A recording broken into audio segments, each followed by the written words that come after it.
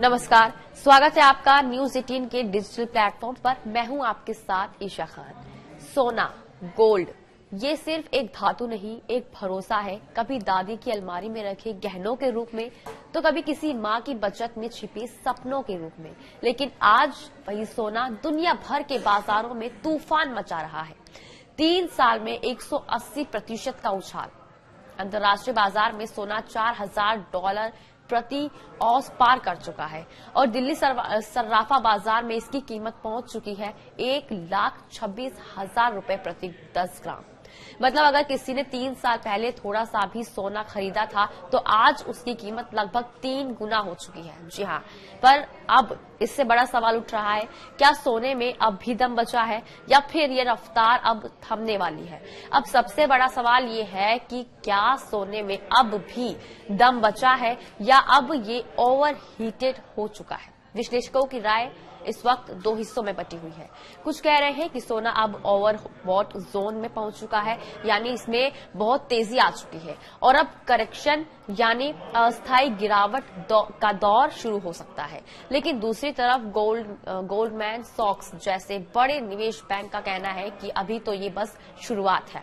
उनका दावा है कि 2026 के अंत तक सोना $4,900 प्रति औंस तक जा सकता है।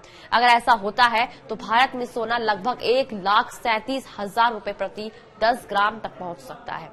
अक्टूबर 2022 में जब दुनिया भर के बाजारों में अनिश्चितता थी, सोना तब $1,437 प्रति औंस था और आज सिर्फ 3 साल में ये $4,000 तक पहुंच चुका है। मतलब 180% की चढ़ाई। अगर निवेश की भाषा में कहें तो इसका वार्षिक औसत रिटर्न करीब 40% तक बैठता है।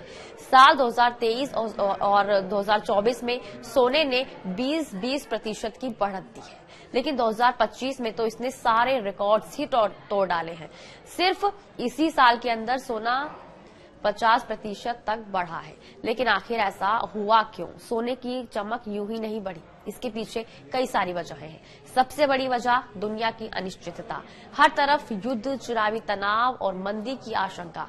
लोगों ने अपनी बचत का ठिकाना वही चुना जहां उन्हें सबसे ज्यादा भरोसा मिला, यानी गोल्ड।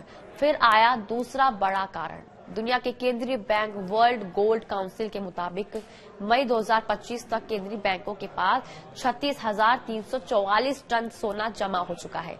जब बैंक खुद सोना खरीद रहे हो तो आम निवेशक क्यों पीछे रहे?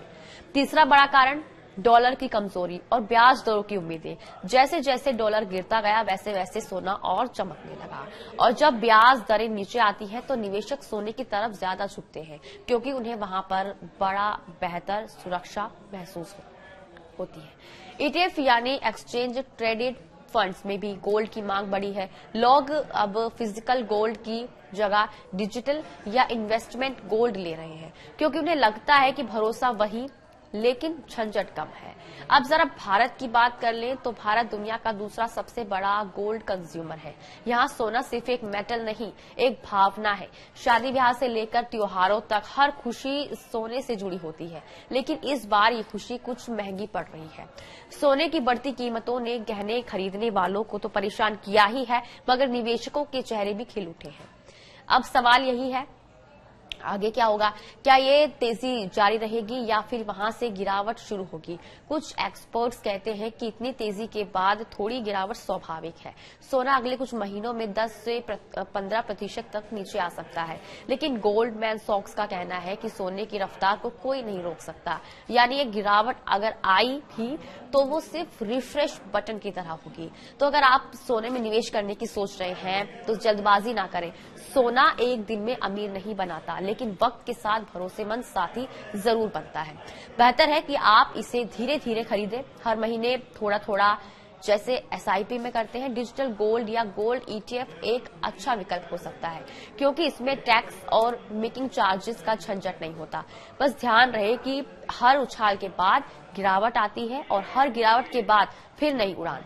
सोना हमेशा यही करता आया है, कभी थमता नहीं, बस चमकता रहता है। और इसी के साथ आज के लिए बस इतना ही। नमस्कार।